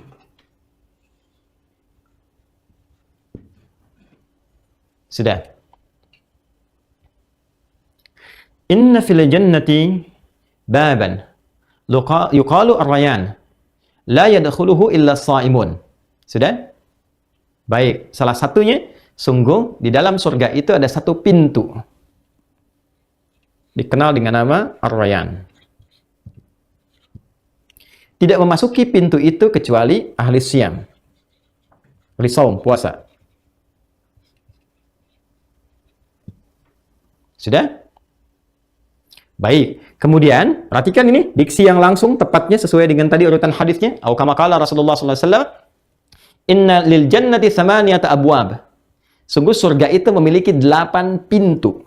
8 pintu. Minha ar-rayyan. Nah ini, yang versi lain yang sesuai dengan nomor yang itu. Minha ar-rayyan atau minha babun yuqalu ar-rayyan. Di antara 8 itu, ada satu pintu disebut dengan ar-rayyan. La yadkhuluhu illa as-sha'imun. Tidak masuk ke ar-rayyan ini kecuali ahli puasa. Satu. Oke, bisa sampaikan 2 versi riwayatnya. Yang ini nanti ditemukan di Kitabus Shiyam. Yang kedua ini yang menunjukkan 8 pintu ditemukan di nomor hadis yang telah kita sebutkan tadi. Baik. Inna lil jannati atau inna fil jannati thamaniyatu abwab. Sungguh ya di surga itu ditemukan 8 pintu. Jadi ada 8 pintu surga. Jadi kalau kita kembali ke sini teman-teman sekalian, perhatikan sini. Kalau kita kembali ke sini ya ada 8 pintu surga. Di sini disebutkan ragamnya. Beragam surga. Kemudian di Quran surah ke-39 Az-Zumar di ayat ke-73 maka disebutkan di sini hatta idza ja'uha wa futihat abwabuha, ketika tiba di depan surga itu dan dibuka beragam pintunya. Pintu apa saja? Disebutkan dalam hadis ada 8 pintunya. Ya. Di antara 8 pintu itu, satu ada pintu untuk ahli puasa. Baik, namanya pintu ar-rayyan. Satu. Baik. Kemudian teruskan, wa mimman du'iya min babis shalah, ada orang yang dipanggil dari pintu as-shalah. Ada pintu surga namanya pintu as-shalah. Ya, salat. Kemudian wa mimman du'iya min babis shadaqah, ada pintu namanya pintu sedekah. Masya Allah. Ya. Apalagi wa mimman du'iya min babil jihad, ada pintu namanya pintu jihad. Babul jihad. Masya Allah. Tahan, 4 dulu ya. 4 dulu nih. Perhatikan baik-baik. Ini supaya ngepaskan nih papan tulis ya. Jadi, ketika kemudian Allah apresiasi setiap hamba yang beramal saleh, wabashshiril ladzina amanu wa 'amilus salihati anna lahum jannatin, dengan beragam surga, dan disebutkan ketika orang-orang saleh ini sampai di depan pintu surga itu, di depan surganya ternyata dibuka pintu-pintunya. Ada berapa? Kata Nabi ada 8 pintu surga. Ternyata ketika dicek di dalam hadis, 8 pintu surga ini untuk membuka pintunya dan masuk ke dalamnya itu bergantung dengan amal solehnya, berkorelasi dengan amalnya. Di surga yang disebutkan 8 pintu ini adalah pokok-pokok di dalam surga, pintu-pintu pokok. Yang dari pintu pokok ini ternyata korelasinya dengan amal soleh yang kita kerjakan dan mampu kemudian kita istiqamahi selama berkehidupan di muka bumi. Ada pintu sholat, ya kan? Amalnya sholat. Dari amal yang kita kerjakan, konsisten menunaikan sholat ini, maka berpeluang seseorang masuk ke dalam surga melalui pintunya pintu sholat. Ya, Masya Allah. Baik. Jadi ternyata menunaikan sholat itu bukan sekedar menghadirkan jaminan-jaminan, satu, kebahagiaan saat di dunia, ketenangan yang bisa diraih, kebahagiaan yang melahirkan ketenangan dan kesuksesan disebut dengan falah. Makanya panggilan sholat itu juga diiringi dengan panggilan mendapatkan falah. Hayya 'alas shalah, hayya 'alal falah. Karena itulah orang-orang yang menunaikan sholat itu, maka kecenderungan keadaan dirinya itu lebih tenang, lebih bahagia. Bukankah saat kita menunaikan takbir, keadaan hati kita lebih tenang? Bahkan masuk masjid sudah merasa nyaman, sujud sudah merasakan tenang, enak. Karena itu diantara sunnah bagi orang-orang yang gelisah, sedang ada persoalan, ambil wudhu. ya, menghadap kiblat, sholat 2 rakaat. Ya, itu di antara sunnahnya. Lakukan itu. Maka ketika itu kita kerjakan, dan itu isyarat Quran. Quran surah kedua ayat ke-45. Wasta'inu bis-sabri was-shalah. Jika engkau punya persoalan dalam kehidupan, terima dengan sabar. Lalu minta solusi kepada Allah lewat sholat. Minta. Ya, sholat apa saja yang bisa kita lakukan. Nah, orang-orang yang istiqomah dengan sholat ini, dia kerjakan terus. Dan yang paling menarik, semua menu sholat yang pernah diajarkan Nabi, dia turunkan tuh. Semampu dia kerjakan. Ya. Misal, yang pokok, itu kan yang wajib, standar wajib, 17 rakaat itu. 24, 4, 3, 4 kan? 2-nya subuh, 4 zuhur, 4 asar, 3 maghrib, 4 isya. Itu yang pokok. Kerjakan aja. Ya. Ada orang yang datang kepada Nabi SAW berkonsultasi, disebutkan di hadis Muslim, ya, ja'a Arabiyun atau bima ma'na atau kama qala ar-rawi, ja'a Arabiyun ila Nabi sallallahu alaihi wasallam. Datang seorang Arab Badui kepada Nabi SAW. Ya, lalu dia berkonsultasi, ya Rasulullah, ya kama qala bima ma'na, 'allimni 'amalan basita yudkhiluni al-jannata. Ajarkan aku amalan yang ringan, yang ringkas saja, tapi berpeluang memasukkan aku ke surga. Maka Nabi menyampaikan amalan-amalan pokok saja. Ini kerjakan salat yang fardu saja. Ini kerjakan. Ini puasa yang fardu saja. Kalau kamu punya harta, masuk kategori ini zakat namanya, ini yang fardu saja. Kalau engkau mau, silahkan tambah dengan yang sunnah. Ya, kata orang ini, aku akan cukupkan dengan yang fardu saja. Aku tidak punya kemampuan mengerjakan yang sunnah. Karena kondisi dia tinggal itu tidak ideal. Dia tinggal di padang pasir, cuman pakai tenda, malam mau tahajud, tiba badai, nggak jadi tahajudnya. Ya kan? Ya, mau puasa sunnah, ternyata ya kelapangan yang didapatkan tidak semudah orang-orang yang tinggal di tempat-tempat yang nyaman. Akhirnya dia katakan, saya konsisten dengan yang fardu saja ya Rasulullah, saya jaga. Dan saya akan mencoba menghindari maksiat. Ketika dia pergi, fantalaqa faqala Rasulullah SAW, aflaha in sadaqa wa dakhala al-jannata. Kalau dia komitmen dengan itu, berpeluang masuk surga. Menjaga itu komitmen sampai wafat berpeluang, sepanjang dia meninggalkan maksiat. Kan ditimbang. Ya. Di padang pasir apa maksiat? Yang dilihat kan jarang maksiat. Ya, mau buka Google, buka YouTube, nggak ada sinyal. Yang dilihat nggak ada tuh aurat-aurat. Ya lihat unta emang nggak pakai celana, nggak pakai baju, unta ya begitu. Jadi kan, ya, jadi orang-orang yang sekarang ingin ikutan, maka ya boleh jadi kurang tepat gitu kan. Ya, baru sholat dah keluar, ya buka YouTube, buka media sosial dah keluar maksiat. Nanti maksiatnya ditutup sama sholatnya habis dong. Nah, maka visinya harus lebih jauh lagi. Keluarkan kemudian sholat-sholat yang menunya pernah ditampilkan Rasulullah SAW. Nanti ada kemaslahatan dunianya, ada kebahagiaan akhiratnya. Ya, apa saja diantaranya, misalnya salat rawatib, itu sangat berfungsi sekali. Salat rawatib, khususnya yang 12 itu kan, 2 rakaat sebelum subuh. Di At-Tirmidzi ya, dari Ummu Habibah radhiyallahu taala anha, kan? Ummul Mukminin, ibundanya kita, ibunda insan beriman, kan? Meriwayatkan hadis dari Nabi sallallahu alaihi wasallam, ya man shalla 12 raka'atan. Siapa yang konsisten menunaikan salat 12 rakaat, yaumin wa lailatin, yang mengiringi salat fardunya. Ya, apa saja itu? Arba'an qabla dhuhr, 4 rakaat sebelum zuhur. Raka'ataini ba'daha, 2 rakaat setelah zuhur. Raka'ataini ba'dal maghrib, 2 rakaat setelah maghrib. Raka'ataini ba'dal isya, 2 rakaat setelah isya. Wa raka'ataini qabla subhi, 2 rakaat sebelum subuh. Jadi 4 sebelum zuhur, 2 setelahnya 6, 2 setelah maghrib 8, 2 setelah isya 10, 2 sebelum subuh 12. Ya, bunyalahu bihinna baitun fil jannah. Maka akan diapresiasi, dibangunkan satu rumah untuknya di surga. Kalau konsisten sampai dengan wafat, itu 12. Kalau nggak dapat yang 4 sebelum zuhur, bisa 2. Itu hadisnya dari Ibnu Umar. Jadi cukupkan 10. Ya, itu yang salat rawatib. Ada yang mutlak misalnya, mutlak lebih banyak lagi. Ya, ada yang berdekatan dengan salat fardu seperti 4 rakaat sebelum asar. Hadisnya dari Ibnu Umar radhiyallahu taala anhuma, rahimallahu mar'an shalla qabla al-'asri arba'an. Allah merahmati seorang hamba yang menunaikan salat 4 rakaat sebelum asar. Ya, ada lagi apa? Salat duha misalnya, ada lagi malamnya tahajud, qiyamul lail, silahkan turunkan semua itu lalu konsisten. Kita lakukan sepanjang berkehidupan. Misal mulai dengan 40 rakaat itu, mulai dulu 17 salat fardu. Ya, kemudian tambahkan dari 17 ini dengan 11 misalnya tahajud malam. Ya, mulai pelan-pelan, nggak harus langsung 11. 11 itu kan standar yang biasa. Ya, kalau belum nyampe ya mulai 3 dulu. 2 rakaat tambah 1 witir. Setelah itu 4 rakaat tambah 1 terus sampai bisa standar. Kalau mau lebih banyak silahkan. Ini kan baru latihan standar. 11 tambah 17 28. Tambah rawatib tadi 12 40. Itu aja konsisten dulu. Ya, nanti lihat menu-menu yang lain. Ada salat gerhana ikut, salat jenazah ikut. Senang pokoknya, setiap ada salat senang. Nah itu ketika kembali kepada Allah Subhanahu wa taala dengan konsistensi salat yang ia tunaikan, maka dipanggil dia lewat pintu salat. Pintunya manggil.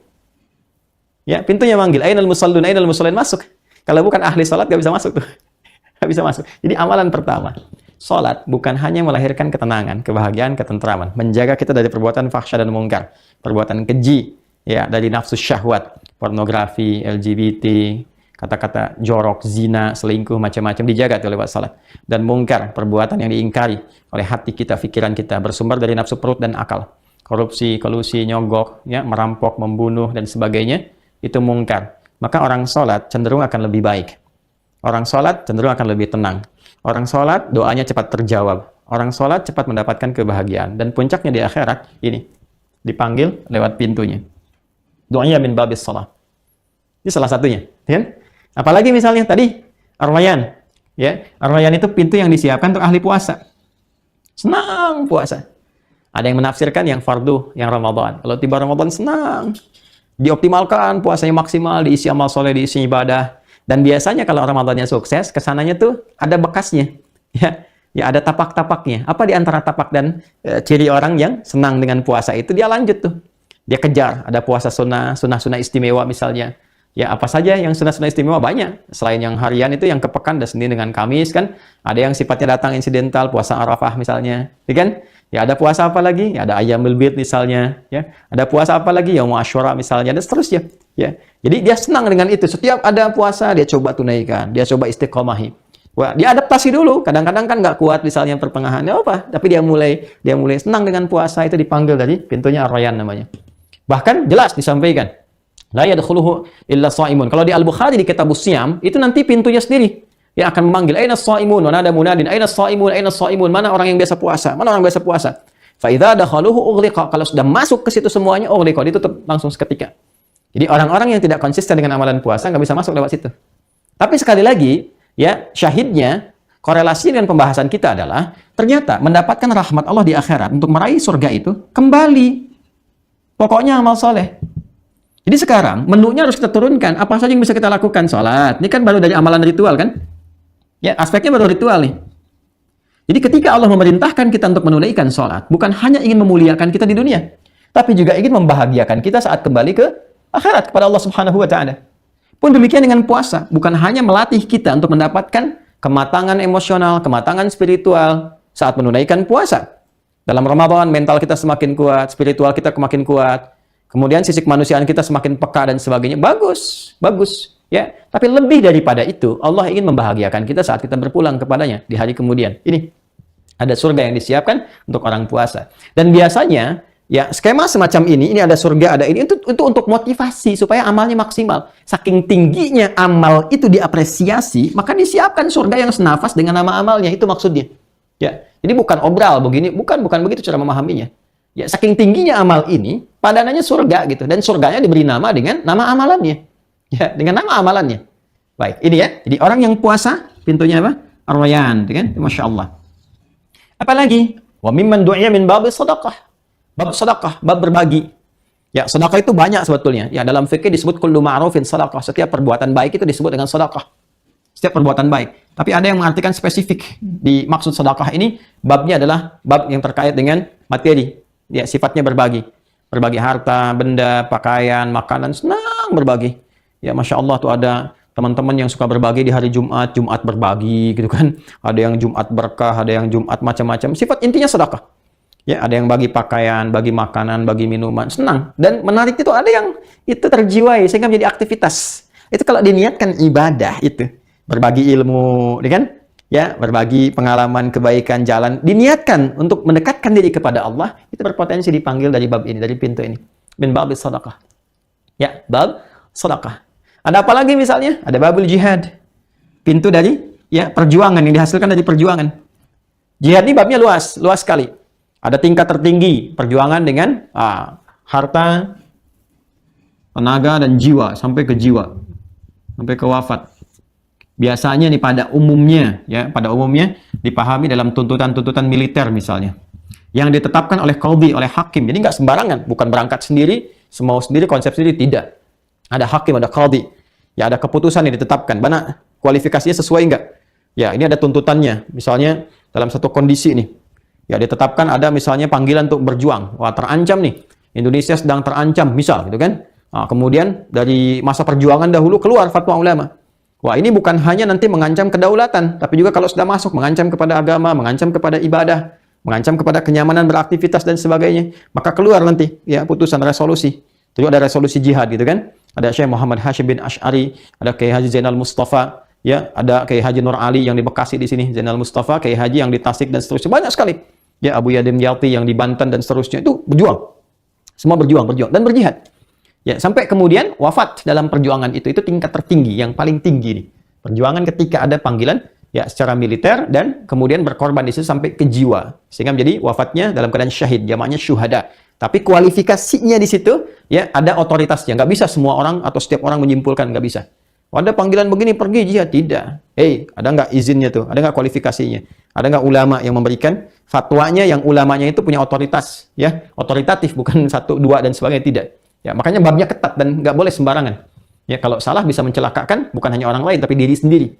Alih-alih menjadi syahid, ya, dan bahayanya bisa menjadi pesakitan saat kembali jadi hisab di hari kiamat, itu yang berbahaya. Maka hati-hati ya, hati-hati. Nanti ada lagi dari sini babnya nanti jihadnya lewat ilmu, pengetahuan. Dan ini nanti setara dengan yang berjuang ya secara fisik lewat militer. Nanti surahnya ada di Quran, surah ke-9 At-Taubah di ayat 122.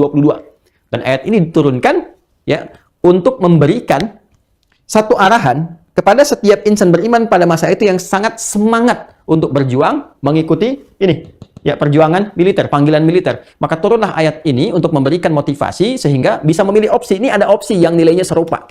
Ya, maka Allah berfirman, "Wa ma kana lil mu'minuna liyanfiru kaffah. Falaula nafara min kulli firqatin minhum ta'ifatun liyatafaqahu fid din wa liyunziru qaumahum idza raja'u ilaihim la'allahum yahdharun." Dan tidaklah semua insan beriman yang sejati itu semestinya semua berjuang di medan perang. Jangan semuanya begitu. Maka turun ayat. Hendaknya ada sebagian dari mereka itu perjuangannya dialihkan melalui pengetahuan, pendalaman pengetahuan. Itu sudah visi yang panjang 15 abad yang lalu. Ya, bahwa boleh jadi nanti ya pertarungan itu, peperangan itu, aksi yang muncul itu dari perbedaan-perbedaan pandangan yang biasanya melahirkan kontak fisik nanti akan beralih. Ya, medannya beralih ke medan pengetahuan. Ya, sekarang terbukti. Ya, sekarang kan ada di teknologi, gitu kan? Ada digital, ya. Sekarang ada cyber, ya. Threat-nya kan banyak nih ancamannya, ada ancaman cyber, ada ancaman macam-macam dan sebagainya. Nah, itu kan beralih konsep dasarnya ke pengetahuan. Makanya, insan beriman itu kalau belajar kata Al-Quran, mesti sampai ke taraf pemahaman. Mengerti betul sampai paham. Bukan sekedar tahu, dapat info begini langsung action. Tidak. Sampai paham, sampai mengerti, setelah itu share. وَلِيُنْذِرُ قَوْمَهُمْ إِذَا رَجَعُوا إِلَيْهِ, mengajarkan kembali. لَعَلَّهُمْ يَحْذَرُونَ, kepada orang-orang supaya mendapatkan pencerahan yang sama dan ilmunya menyebar. Sehingga punya kekuatan. Ya, dengan kekuatan pengetahuan itu bisa menjaga kedaulatan, menjaga imannya dan sebagainya. Maka ini nilainya tinggi, termasuk bagian dari jihad. Bahkan kalau buka tafsir Al-Maraghi itu, Imam Mustafa Al-Maraghi itu punya kitab namanya Tafsir Al-Maraghi. Kita juga ada, nanti kita tunjukkan ke teman-teman. Itu beliau menyampaikan bahwa para pakar tafsir memberikan pandangan, jika aksi militer ini tidak ada, tuntutan militer tidak ditemukan, maka ini naik status nih. Ya, jadi lebih tinggi. Ya kan? Dan nilainya tinggi di hadapan Allah Subhanahu wa taala. Meninggal syahid juga. Jadi orang-orang yang berjuang, yang belajar, yang mengajar, para ulama tuh jagain yang ikhlas-ikhlas. Itu para pejuang itu dan penjaga pakunya itu. Ya, maka berbahagialah kalau ada di satu lokal, satu tempat, satu daerah, satu komplek, apalagi di negara misalnya ada ulamanya, tokohnya, jagain tuh. Karena itu pakunya tuh. Ya, keberkahan akan turun. Ada ulama satu tempat, satu komplek, keberkahan turun di situ. Ulamanya pergi, berkahnya hilang. Ya, makanya hati-hati, jaga tuh. Jaga dengan baik, jangan sampai tersakiti, jangan sampai terzalimi. Kalau sudah itu lahir, pulang atau pergi, repot, berkahnya berkurang, turun.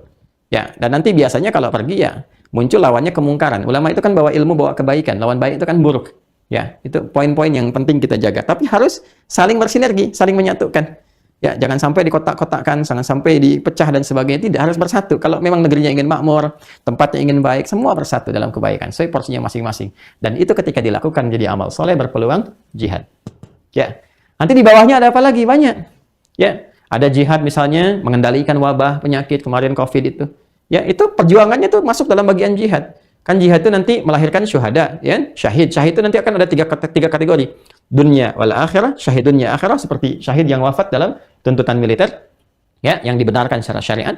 Kemudian nanti ada syahidul akhirat duna dunia, syahid dalam kategori akhirat, walaupun tanpa dunia. Itu babnya banyak sekali. Termasuk yang tenggelam, termasuk kemudian yang kena wabah, gitu kan. Termasuk yang berjuang, seorang ibu yang mengandung, ya, saat melahirkan saya meninggal, atau saat mengandung melahirkan, mengandung kemudian wafat, itu masuk dalam kategori syahid. Maka ketika pulang dipanggilnya lewat babul jihad. Doanya min babil jihad. Ya, aina syuhada atau aina al-mujahiduna fi sabilillah atau kama yaqa, ya, atau seperti yang Allah kehendaki kemudian hari dipanggil lewat sini. Intinya untuk mendapatkan rahmat Allah berupa surga itu kuncinya di sini, iman dan amal saleh. Dan Allah mengapresiasi setiap amal soleh kita itu dengan surga yang senafas dengan amal soleh yang dikerjakannya. Ya. Nanti jenis-jenis surganya bisa beragam. Ya. Bisa beragam. Nanti ada surga misalnya yang kita kenal dengan Firdaus, ya kan? Nah, ini pintunya pintu sini dulu nih. Nah, cuma nanti jenis surganya apa, namanya bisa beda-beda. Ada surga Firdaus. Ada surga Aden misalnya. Ya. Terus namanya bisa berbeda-beda sesuai dengan tingkatannya. Ya. Bahkan yang paling menarik nanti ada surga yang mengakumulasi amal-amal soleh itu. Ya, misal kita contohkan surga Firdaus, surga Firdaus. Seorang masuk surga Firdaus. Kenapa disebut salah satunya yang tertinggi, yang paling indah, yang paling baik? Karena untuk masuk ke surga Firdaus itu ternyata latihan amalnya bukan 1-2 amal, tapi ada beberapa amal tuh, ragam amalnya. Ya, pindah ke Quran surah ke-23 misalnya, Quran surah Al-Mu'minun. Quran surah ke-23 di ayat 1 sampai 9 dulu lah atau 11 lah. Ya, 1 sampai 11. Qad aflahal mu'minun. Insan beriman yang sejati itu dijamin yang akan mendapatkan kebahagiaan, kesuksesan, ketentraman, kebaikan. Ya, siapa mereka itu? Alladzina hum fi salatihim khashi'un. Salatnya khusyuk. Salat. Ya. Apalagi nanti amalannya? Ya, walladzina hum 'anil lagwi mu'ridun, meninggalkan perbuatan yang tidak bermanfaat. Perbuatannya bermanfaat semua, berkata yang bermanfaat, kan? Melihat yang bermanfaat, ya, bekerja yang bermanfaat, bertutur yang bermanfaat. Walladzina hum lizzakati fa'ilun, kalau zakat juga dia kerjakan. Tuh. Jadi dia bekerja itu bukan sekedar mengumpulkan harta benda, tapi orientasinya gimana supaya saya punya harta untuk zakat.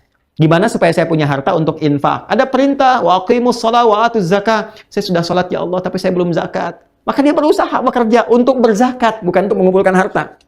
Kumpulannya bonus saja, tapi orientasi utamanya untuk zakat. Tuh. Terus sampai nanti, ya, walladzina hum li furujihim hafizun, ya, dan mereka menjaga ya kehormatan dirinya, ya, tidak berzina, tidak selingkuh, tidak zina.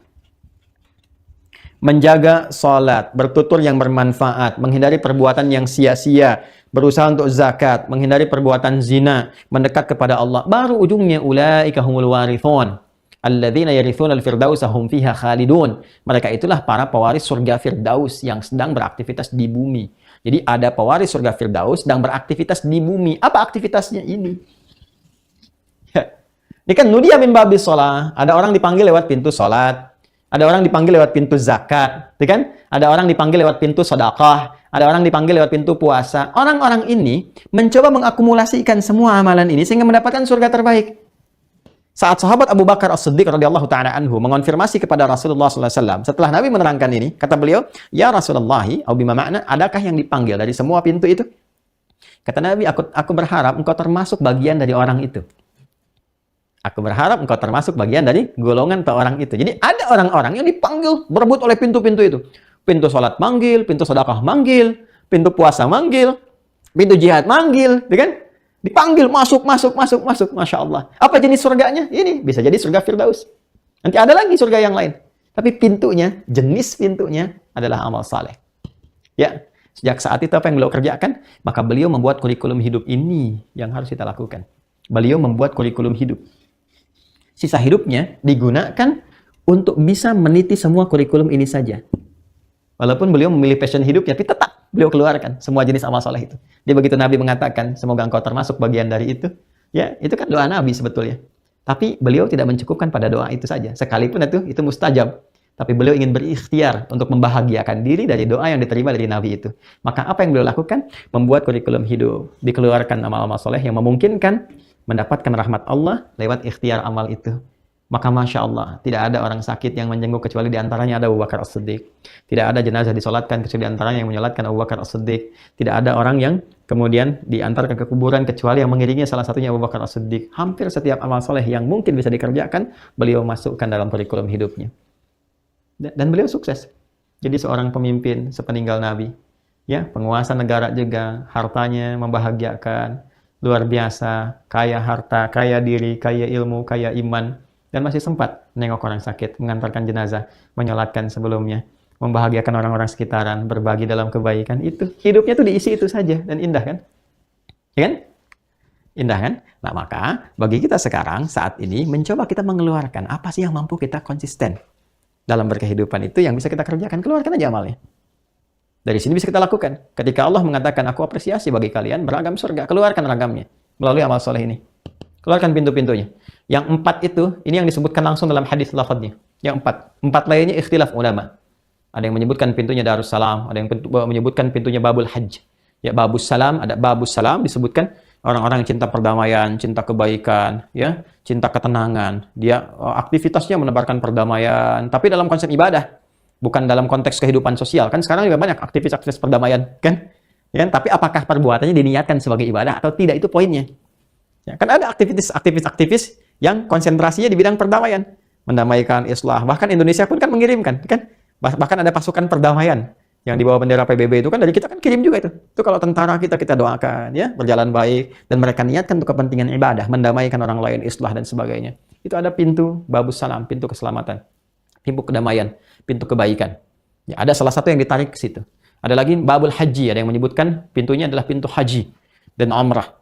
Ya, dan itu jaminannya kan, laisa lahul jaza illal jannah. Al hajjul mabrur laisa lahul jaza illal jannah. Haji mabrur yang mampu merubah pelakunya menjadi lebih baik dan konsisten sampai dengan wafat, nggak ada pahala setimpal kecuali surga. Begitu akan di depan pintu surganya, pintunya manggil pintu hajinya. Ya. Ya, mana yang mabrur itu, mana yang berubah dia menjadi lebih baik. Itu ada yang menyebutkan babul haji, pintu haji. Ya. Tapi yang pokok ini 4 yang disebutkan. Ini yang pokok, salat, kemudian puasa, sedekah, jihad.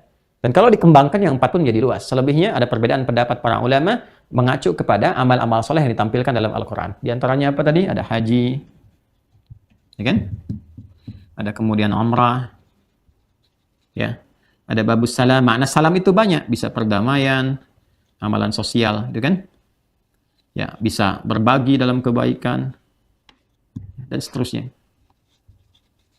Secara singkat, bahasa gampangnya, kalau pengen cepat kita bisa mendapatkan surga dalam kebaikan, maka amalan terbaiknya perbanyak amal saleh. Ya, ada lagi yang paling istimewa, yaitu untuk ahli Al-Quran, ahli Al-Quran. Ini yang nanti diberikan mahkota, disambut oleh malaikat yang berjejer di setiap pintu surga, dan diperintahkan untuk mengucapkan selamat kepada mereka. Salamun, salamun, salam, selamat, selamat, selamat, selamat.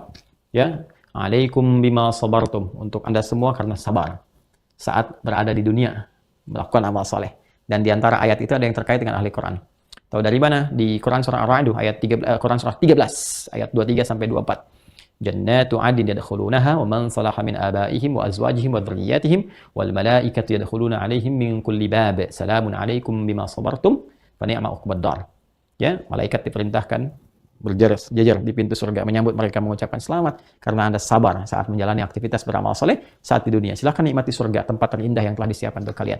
Siapa mereka? Orang-orang hebat yang bahkan mampu menggandeng bapaknya, ibunya, pasangannya, keluarga besarnya. Ada orang yang Allah tetapkan menjadi syafaat untuk keluarga besarnya dan masuk lewat surga Aden. Pembuka di ayat ini, di ayat ke-23 di surah 13, itu sama persis dengan di Quran surah 35, Fatir ayat 33. Jannatu 'adnin yadkhulunaha, sama persis di Quran surah Fatir ayat 33 dengan kalimat yang sama, Jannatu 'adnin yadkhulunaha yuhallawna fiha min as-sawir. Ada para penghafal Quran, ada para ahli Quran. Bisa penghafal, bisa pembaca, bisa pengkaji Quran. Yang penting ahli Quran, senang Quran, cinta Quran. Yang masuk lewat surga Aden. Yuhallawna fiha min as-sawir. Tidak masuk dulu kecuali dihiasi dulu. Pakai gelang-gelang indah, pakai mahkota. Di At-Tirmidzi kan dipakaikan mahkota, keindahan, jubah, kebesaran. Baru dia menggandeng jadi syafaat dengan Qurannya. Quran memberikan syafaat kepadanya dengan izin Allah, dan dengan itu dia bermanfaat untuk keluarganya. Masuk ke surga, disambut para malaikat. Ini diantaranya. Jadi sekarang kita tinggal bikin kurikulum amal. Kurikulum amal. Keluarkan amalan yang pokok, keluarkan amalan yang furu', yang cabang. Yang pokok itu yang Allah wajibkan untuk kita. Wajib aini, salat. Keluarkan yang pokok. Ya, yang pokok-pokok jangan sampai tinggal, lalu maksimalkan. Jadi apapun Anda, jadi apapun saya, jadi apapun kita. Anda mau pejabat, ya kan? Anda mau pebisnis, sesibuk apapun, mau rakyat, mau ulama, mau siapapun, kita punya kewajiban yang sama di hadapan Allah untuk mengabdi, beribadah. Ada amalan pokok, contoh salat. Maka salat ini yang mampu menyelamatkan kita. Ya, minimal yang pokok aja. Yang pokok. Kalau amal-amal pokok kita kerjakan, minimal, insya Allah bisa masuk surga. Dapat rahmat Allah. Maksiat jauhi. Maksiat kita jauhi, taat kita kerjakan, minimal. Ya, minimal bisa ke surga. Ya, surga itu, maaf, walaupun tingkat yang biasa, sebiasa-biasanya, keindahannya tak terlukiskan. Makanya di ayat ke-25 ditampilkan keindahan surga pada umumnya. Tajri min tahtihal anhar. Kullama ruziqu minha rizqa, ya qalu hadzal ladzi ruziqna min qabl. Ya, wa utubihi mutasyabiha. Wa lahum fiha azwajun mutahharatu wa hum fiha khalidun. Ya, Masya Allah. Itu baru yang biasa, yang standar pada umumnya. Ada sungai-sungai yang mengalir, yang indah. Nanti kita bahas sungainya apa saja sih, seperti apa yang digambarkan itu. Ya, tapi kita nggak bisa bayangkan seperti itu, nggak. Memang ada citra di benak kita, tapi nggak akan sama dengan yang aslinya, yang sejatinya. Kata Nabi, "Mala ainun ra'at wala udhun sami'at wala khatar ala qalbi bashar." Nggak sama dengan yang pernah kita lihat di dunia, yang kita pernah dengar, yang kita citrakan begitu, nggak seperti citranya kita. Atau yang kita lamunkan, nggak. Lebih indah daripada itu. Ada apa saja? Ya, jannatin tajri min tahtihal anhar. Digambarkan ada keragaman sungai-sungai yang mengalir. Ya, ini kan menggambarkan keindahan, ketenangan, kenyamanan. Karena dulu kan citranya pada masa itu di era-era dulu kan di padang pasir, jarang ada sungai dan sebagainya. Sehingga orang-orang Arab tuh kalau ke Indonesia khususnya, ke Bogor, Sukabumi, Cianjur, daerah-daerah yang Masya Allah, ke Sumatera, itu kan ke Harau kan indah tuh pemandangannya. Ya, Ngarai Siano dan seterusnya begitu kan indah-indah tuh. Ya, ke Sumatera ya, atau sampai ke Sulawesi itu, lihat-lihat sampai ke lautan macam-macam, banyak sungai. Mereka mengatakan ini surganya dunia nih. Indonesia nih. Ya, karena mendapati sesuatu yang nggak ada di tempatnya, indah, kelihatannya indah, bagus. Ya, kan? Apalagi misalnya selain itu, ya ada berbagai kenikmatan. Kullama ruziqu minha min thamaratir rizqa. Setiap diberikan berbagai rezeki yang beraneka ragam. Contohnya apa? Ada kenikmatan dari bebuahan misalnya. Contoh saja. Ya, ada banyak yang lainnya. Ya, tapi digambarkan sesuatu yang memberikan kesan yang enak, nyaman. Kan kesan enak, nyaman itu ketika berada di satu taman, ya kan? Ya, enak, gemercik airnya tenang, mau ngambil apa saja enak, ada bebuahannya beraneka warna, ya, semuanya indah, mirip-mirip tapi rasanya bisa beda-beda. Oh, digambarkannya enak gitu ya. Hadzal ladzi ruziqna min qablu wa utubihi mutasyabiha. Ini yang dijanjikan sebelumnya, ya kan? Dan diberikan yang mirip-mirip, yang enak, yang nyaman, bisa kelihatan seperti sama tapi rasanya beda-beda. Nanti kita baca tafsirnya. Ya, dalam edisi yang berbeda kita akan perdalam tafsirnya. Intinya apa? Orang-orang yang masuk surga mendapatkan rahmat Allah, mendapatkan kenikmatan di akhirat nanti. Standar surga biasa saja kenikmatannya sangat tak terlukiskan. Sampai-sampai ada orang yang dalam keadaan hidupnya merasakan penderitaan saat di dunia, begitu masuk surga lupa, nggak pernah ingat sedikit pun. Bahkan ada orang yang beriman cuman sayang maksiatnya menutupi taatnya sehingga harus dibersihkan dulu. Dan dia mendapati, nanti di Al-Bukhari mendapati hukuman ya di neraka, waliyadzubillah, kita berlindung kepada Allah dari yang demikian, sampai dihilangkan semua ya sifat maksiatnya itu. Baru kemudian dimasukkan ke dalam surga. Itu segosong-gosongnya, sehancur-hancurnya, begitu masuk surga baru mendapatkan percikan kenikmatannya, sudah lupa semua apa yang dialaminya di neraka, saking nikmatnya surga itu. Ya, tapi tidak harus menjadikan itu bagi sebagian hamba berpikir ke neraka dulu, tidak. Na'udzubillah min dzalik. Jangan. Jangan. Ya, jangan simpulkan demikian.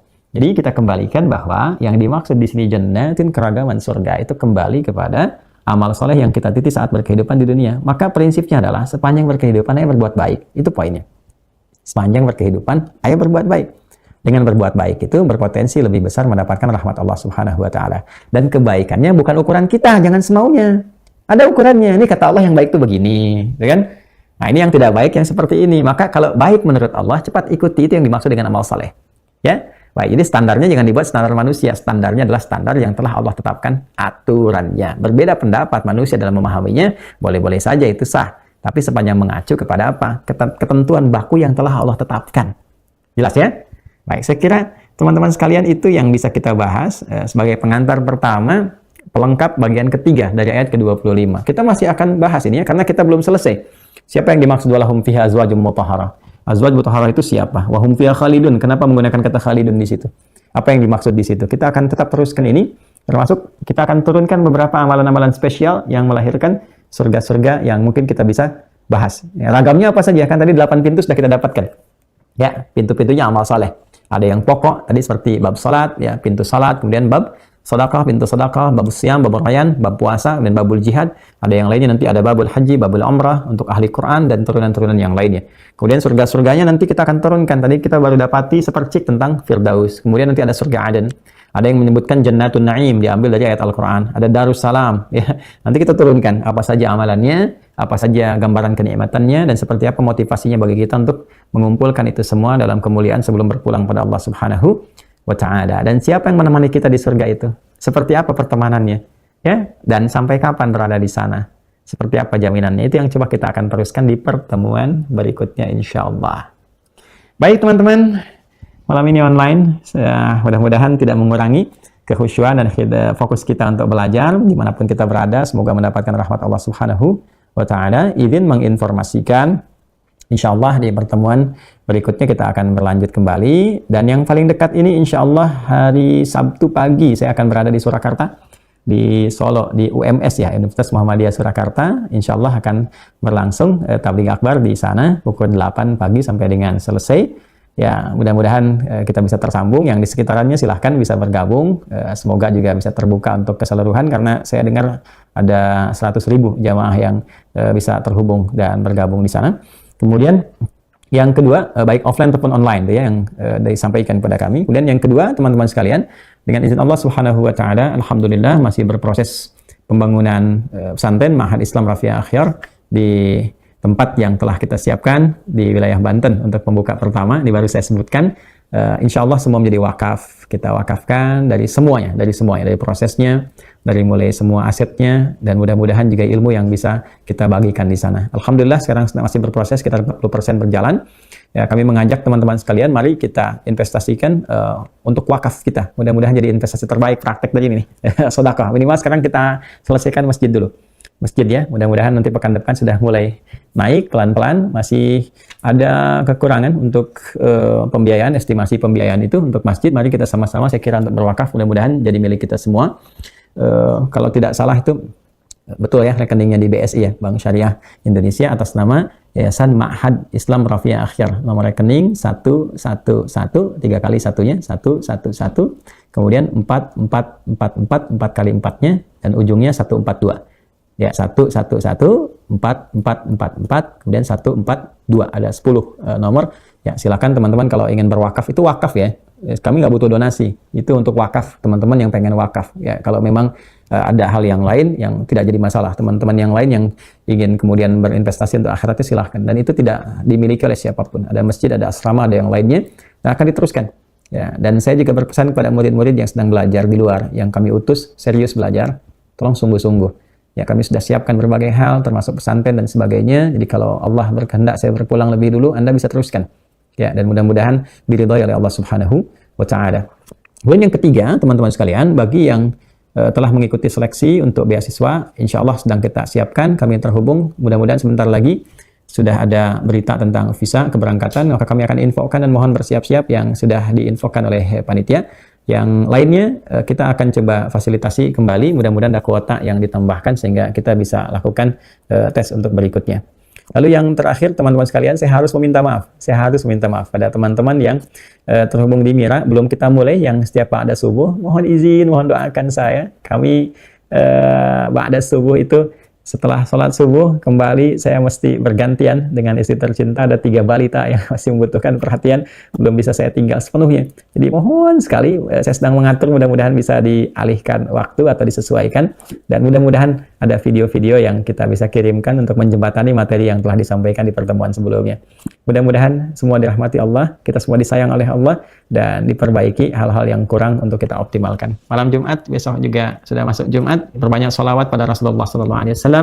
Jangan lupa surah Al-Kahf, jangan lupa menyiapkan ibadah Jumat esok hari dan doa yang pernah kita pelajari bersama.